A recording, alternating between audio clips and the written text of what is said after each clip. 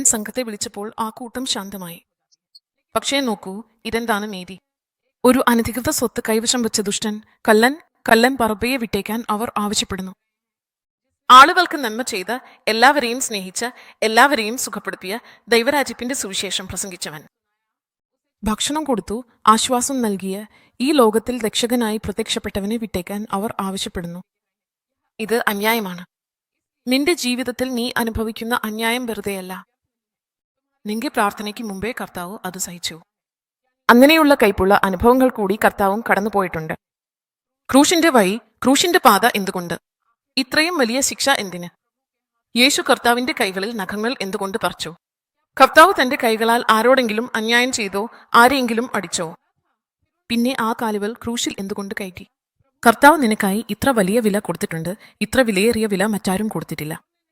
കർത്താവ് എന്റെയും ഈ വില കൊടുത്തു. ഒരു ചെറുതായുള്ള സൃഷ്ടിയുടെ കാരണത്താലാണ് ഞാൻ മാറിയത്. അതും എനിക്കായി തന്നെയാണ് സംഭവിച്ചത്.